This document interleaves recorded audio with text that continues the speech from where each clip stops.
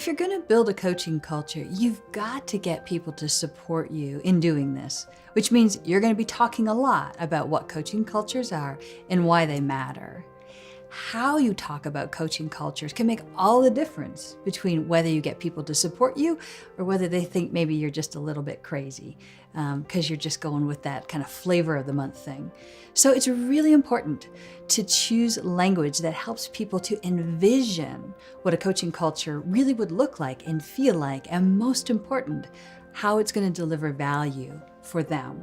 Because here's the thing, people will only change if they believe that doing something differently is going to create value for them personally and for whatever they care for. So this is your organization. So the language that you've used has got to convey this convincingly to everyone. And they're going to be a lot of different perspectives in that group of everyone. So you've got to think about who are you actually talking to. Some things I like to keep in mind when I'm talking about coaching cultures.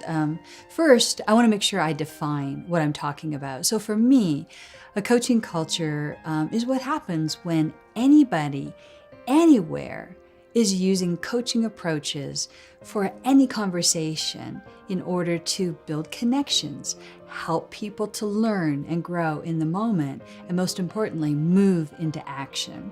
So make sure that you're defining coaching culture so people know what we're talking about. I think the second really important thing is you've got to paint pictures of what it will look like when people are actually using these coaching approaches in day-to-day settings. So think about what really goes on in your organizations.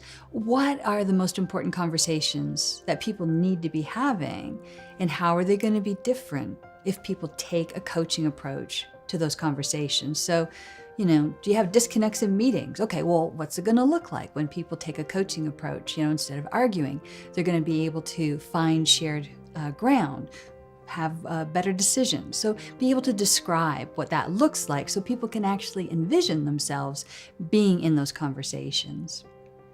I think a third thing that's really important is talk about business results. Because let's face it, coaching is all about business. A lot of people don't think about it that way, but if you look at the kind of ROI results that coaching delivers, coaching's about business. So let's talk about how the company is going to benefit from building a coaching culture. Change is going to happen much more quickly. People are going to be able to make better decisions quickly. You're going to keep your younger workers. You are going to be able to step out, innovate faster. Think about what's important in your company. How will taking a coaching approach to these things make it better? And be sure that you can talk in those terms.